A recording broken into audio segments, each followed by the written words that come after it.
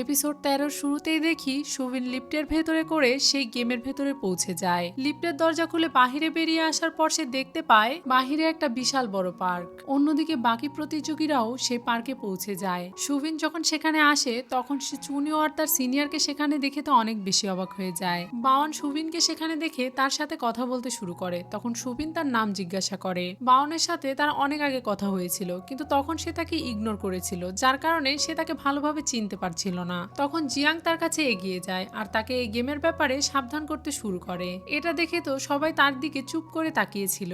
Jiang সুবিনকে বলছিল ভেতরে যাওয়ার পর যখন গেম শুরু হবে তখন সে তাকে রক্ষা করবে, কিন্তু সুবিন তো এই গেমের ব্যাপারে কিছুই জানে না, তাই সে কিছুই বুঝতে পারছিল না। এসব কিছু শুনে সুবিন জিয়াং এর মাথায় একটা জোরে থাবা মারে আর তাকে বলে, তুমি পাগল নাকি, এসব বলছো কেন, আমার তোমার হেল্পের কোনো প্রয়োজন নেই। তখন জিয়াং অনেক রেগে যায় আর তাকে মারতে চাইছিল, কিন্তু বাওয়ান তাকে আটকে রাখে। সুবিনের তো এইসব কিছু স্বপ্ন মনে হচ্ছিল, সে ভেবেছিল এসব কিছু বাস্তব নয়। তখন লেই তাকে বলে এইসব কিছু দেখে স্বপ্ন মনে হতে পারে, কিন্তু এই সব কিছুই বাস্তব। তখন সুবিন তাকে জিজ্ঞাসা করে যদি এটা স্বপ্ন হয় তাহলে আমি এখানে কিভাবে আসলাম। তখন বাওয়ান তাকে জিজ্ঞাসা করে আপনি কি সেই গেমটা কখনো পড়েছেন, মানে সেই ভাইরাল ভার্চুয়াল রিয়েলিটি গেমের ব্যাপারে সে তাকে জিজ্ঞাসা করে। এটা শুনে সুবিন তাদেরকে জানায় তার কাছে একটা পার্সেল এসেছিল, যেটার ভেতরে হেলমেটের মতো দেখতে একটা কিছু ছিল, আর ওটাই সে পড়েছিল।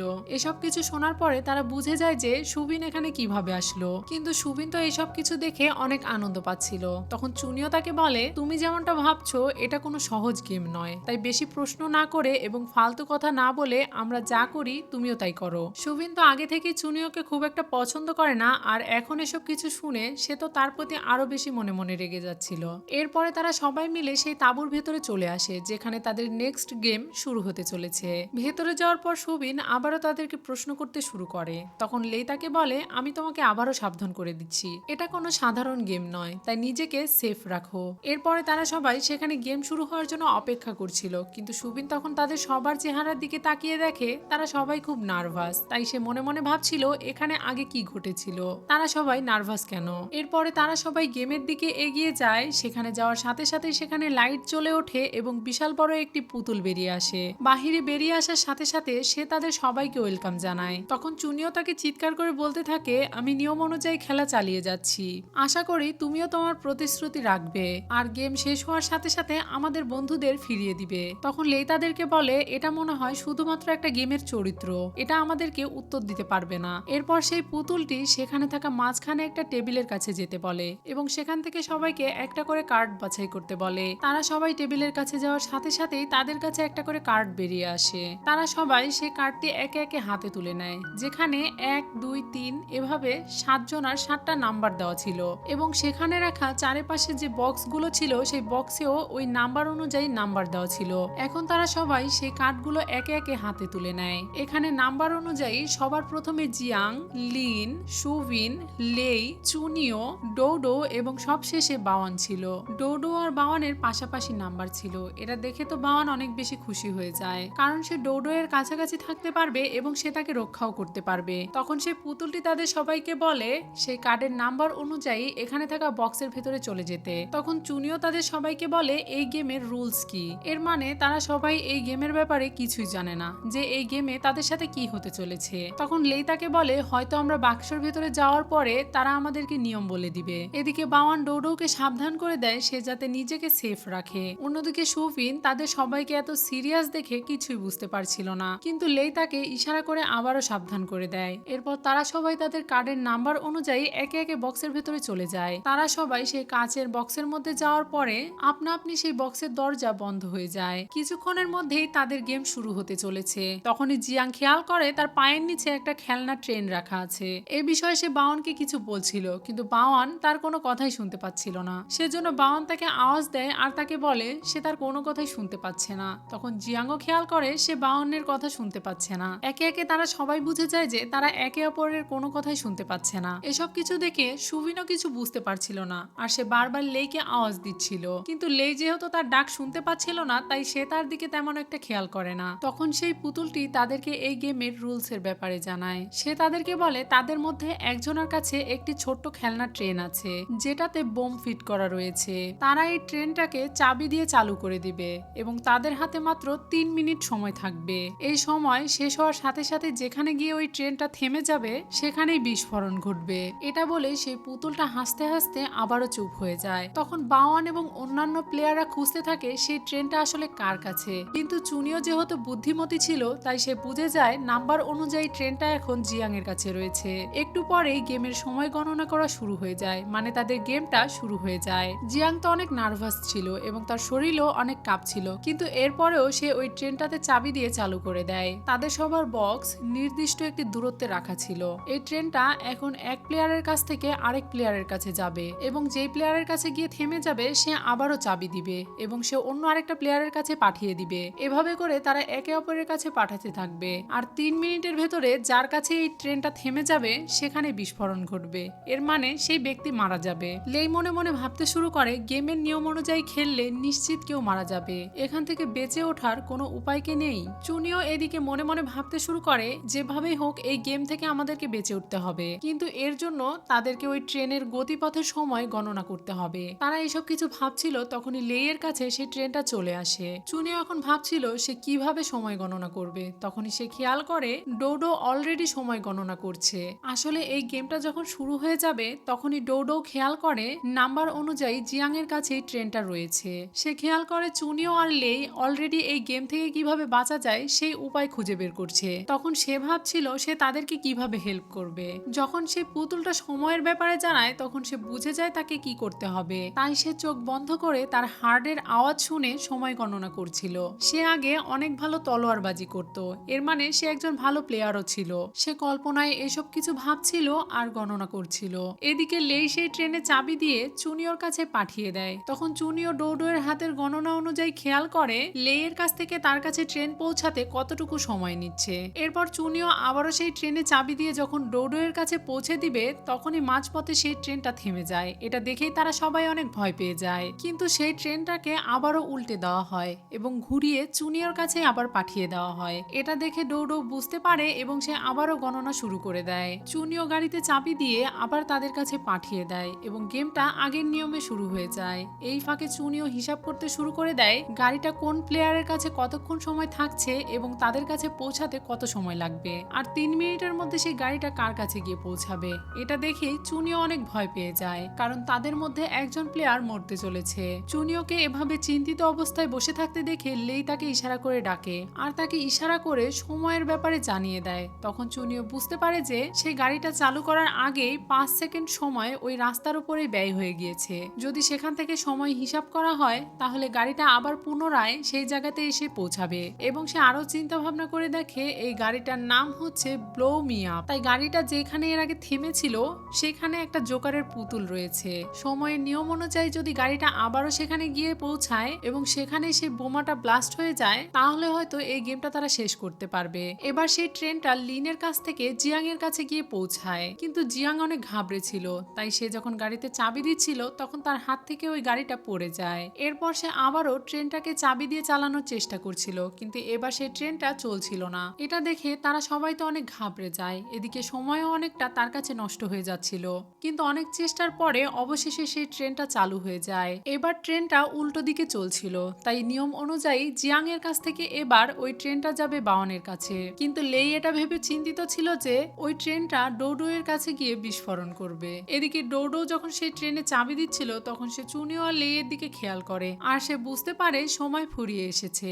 এদিকে ডোডো যখন চোখ বন্ধ করে গণনা করছিল তখন সেও বুঝতে পারে যে ট্রেন কোথাও একটা এসে থেমে গিয়েছে। ডোডো গণনা করে যাচ্ছিল আর সে মনে মনে জানতো যে এবার সেই ট্রেনটা তার কাছে এসে থেমে যাবে, তাই সে নিজেকে শান্ত হওয়ার জন্য বুঝাচ্ছিল। কিন্তু সে তো আর জানতো না যে বাওয়ান সেই ট্রেনটা তার কাছে যেতে দিচ্ছে না। সেই ট্রেনটা সে তার কাছেই রেখে দিয়েছে, কারণ সে ডোডোকে মরতে দিতে চায় না। এদিকে সব প্লেয়াররা এটা বুঝতে পারে আর বাওয়ানকে আওয়াজ দিতে শুরু করে, কিন্তু বাওয়ান তাদের কোনো কথাই শুনতে চায় না। অন্যদিকে সময় শেষ হওয়ার সাথে সাথেই বাওয়ানের পেছন থেকে একটা কিছু ব্লাস্ট হয়। এটা শুনে তারা সবাই তো ভয় পেয়ে যায় আর ডোডো চোখ মেলে তাকায়, কিন্তু তারা সবাই খেয়াল করে সেখানে কোনো বোমা ব্লাস্ট হয়নি, বরং পটকা ফাটিয়েছিল। এটা দেখে তারা সবাই রিল্যাক্স হয়ে যায় এবং বাওয়ানও হাসতে শুরু করে আর তাদেরকে বলে, দেখো আমি এখনো ঠিক আছি, আমার কিছুই হয়নি। কিন্তু তখনই তার সেই কাচের বক্সটা ধীরে ধীরে মাটির ভেতরে যেতে শুরু করে। এটা দেখে তারা সবাই তো আরো বেশি অবাক হয়ে যায়। সেই বক্সটা পুরোপুরি মাটির ভেতরে ঢুকে যাওয়ার পরে তাদের সবার কাচের বক্সের দরজা খুলে দেওয়া হয়। হয়। এরপরে তারা সবাই ছুটে বাওয়ানের বাক্সের কাছে চলে আসে। সেখানে আসার পর জিয়াং অনেক চিৎকার চেঁচামেচি শুরু করে আর বাওয়ানকে ডাকতে শুরু করে। তখনই ডোডো তার কাছে আসে আর তার উপরে রেগে যায় এবং তাকে বলে, তুমি যদি সময় নষ্ট না করতে তাহলে বাওয়ানের এই অবস্থা হতো না। তখন জিয়াং তাকে বলে, তুমি আমাকে দোষ দিচ্ছ কেন? জিয়াং এর এই অবস্থা হয়েছে তার কারণ জিয়াং তোমাকে বাঁচাতে চেয়েছিল। কিন্তু ডোডো এটা মানতে চায় না আর সে জিয়াংকে মারতে যাচ্ছিল। তখনই তাকে থামিয়ে দেওয়া হয় এবং চুনিও তাদেরকে চিৎকার করে বলতে থাকে, যদি তোমরা কেউ সময় নষ্ট না করো তাহলে তোমরা কেউই মরবে না। এর মানে যদি তোমরা সময় নষ্ট না করে খেলতে থাকো তাহলে সময় শেষ হতে হতে ওই ট্রেনটা এসে এই পুতুলের কাছে থামবে। এর মানে যে মারা যাবে সেটা হলো এই পুতুল। তারা এই বিষয়টা নিয়ে চিন্তিত ছিল এবং আলোচনা করছিল। ঠিক তখনই সেই পুতুলটি তাদেরকে আবারও সেকেন্ড রাউন্ড খেলার জন্য ডাকে এবং আগের নিয়মে আবারও তাদেরকে কার্ড সংগ্রহ করতে বলে। তখন তারা আবারও সেই টেবিলের সামনে চলে আসে এবং সেখান থেকে কার্ডগুলো নেয়। কার্ড অনুযায়ী 1 নম্বরে ছিল চুনিও, ডোডো, লেই, লিন, জিয়াং এবং সবার শেষে ছিল লেই। এবার তারা 6 জন প্লেয়ার ছিল। তখনই তারা খেয়াল করে বাওয়ানের ওই বক্সটা মাটির নিচ থেকে ওপরে উঠে আসছে, কিন্তু তার ভেতরে বাওয়ান নেই, বরং সেই জোকারের পুতুলটা ছিল।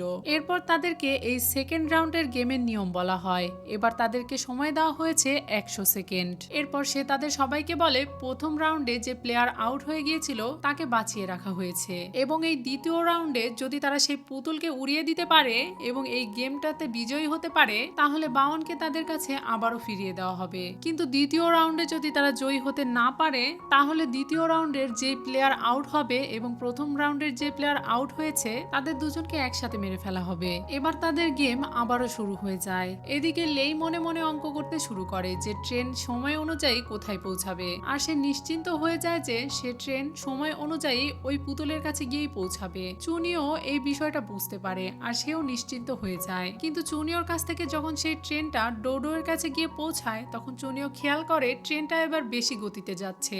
ডোডো তার গণনা থামিয়ে এবার সেই ট্রেনটা লিনের কাছে পৌঁছে দেয়। তখন লিনও খেয়াল করে আগের থেকে ট্রেনটা এবার বেশি গতিতে পৌঁছাচ্ছে। এটা ভেবেই তো তারা সবাই আবারও অনেক চিন্তিত হয়ে যায়। ডোডো অনেক ইন্টেলিজেন্ট ছিল, তাই সে চোখ মেলে সব তাকিয়ে না দেখতে পেলেও অনুভব সবই করতে পারছিল।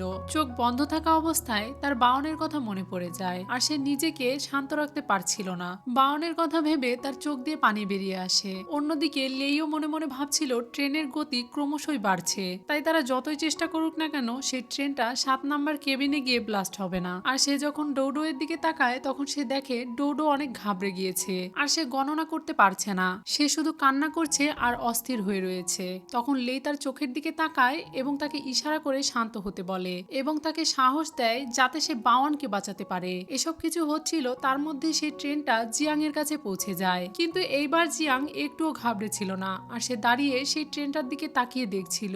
এটা দেখে তারা সবাই অনেক চিন্তিত হয়ে পড়ে আর তাকে বলতে থাকে সে যেন তাড়াতাড়ি সেই ট্রেনটায় চাবি দেয় এবং ট্রেনটা চালু করে দেয়। কিন্তু জিয়াং এবার একাধারে সেই ট্রেনটার দিকেই তাকিয়েছিল কারণ সে দেখে ফেলেছিল ডোডো কতটা অস্থির হয়ে রয়েছে আর চুনিও এবং লেই অনেকটাই চিন্তিত। সে ডোডো এবং লেইয়ের ইশারা করে কথা বলাটা বুঝে যায় আর সে বুঝতে পারে এই ট্রেনটা এবার ডোডো এর কাছে গিয়ে থামবে। এসব কিছু দেখে সে মনে মনে বাওয়ানের কথা ভাবতে শুরু করে। সে বাওয়ানকে কথা দিয়েছিল গেমের ভেতরে সে বাওয়ানকে সবসময় রক্ষা করবে, তাই সে মনে মনে এবারে ঠিক করে ফেলে সে ওই ট্রেনটা কারো কাছে যেতে দেবে না এবং নিজের কাছেই রেখে দেবে। এরপর সে যখন বাওয়ানের কাছে পৌঁছে যাবে সে নিজে বাওয়ানকে রক্ষা করবে। সময় শেষ হয়ে যাওয়ার আগে জিয়াং শেষবারের মতো সবার চেহারা ভালোভাবে দেখে নেয়। সময় শেষ হয়ে যাওয়ার সাথে সাথে জিয়াং এর বক্সটাও মাটির নিচে চলে যায় আর তারা সবাই এটা তাকিয়ে তাকিয়ে দেখতে থাকে কারণ গেমের নিয়ম অনুযায়ী তাদের এখন আর কিছুই করার নেই। তারা সবাই বক্সের ভেতর থেকে বেরিয়ে আসে আর নিজেদের মধ্যে কথা বলতে শুরু করে কারণ তারা কেউই জানে না জিয়াং আর বাওয়ানের সাথে এখন কি হতে চলেছে, কারণ গেমের নিয়ম অনুযায়ী তাদের মধ্যে যে কোনো একজন ফিরে আসতে পারবে। পরের সিনে জিয়াংকে দেখানো হয় সে যখন চোখ মেলে তাকায় তখন সে দেখতে পায় তার চারিদিকে অন্ধকার এবং সে একটা বিশাল উঁচু স্থানে রয়েছে যেখানে রাস্তা আর দেয়াল ছাড়া কিছুই দেখা যাচ্ছে না। এবং আজকের এই এপিসোডটি এখানেই শেষ হয়ে যায়। তো ভিউয়ার্স, আমার এই পর্বগুলি দিতে একটু দেরি হয়ে গিয়েছিল কারণ আমি একটু ব্যস্ত ছিলাম, সেজন্য ইউটিউবের ভিডিও আমি ঠিক সময় মতো দিতে পারিনি। তবে এখন থেকে আমি সময় মতো ভিডিও দেওয়ার চেষ্টা করব। তাহলে এই ভিডিওর পরের পর্বগুলো দেখতে চাইলে আমার চ্যানেলে সাবস্ক্রাইব করে বেল বাটনে অলে ক্লিক করে রাখবেন যাতে ভিডিও পোস্ট করার সাথে সাথে নোটিফিকেশন সবার আগে আপনার কাছে পৌঁছে যায়। আর এই ড্রামাটি আপনাদের কাছে ভালো লেগে থাকলে ভিডিওতে একটি লাইক দিয়ে কমেন্ট বক্সে কমেন্ট করে করে আমাকে অবশ্যই জানাবেন। আজকের মতো এখানেই বিদায়, কথা হবে অন্য কোনো ভিডিওতে।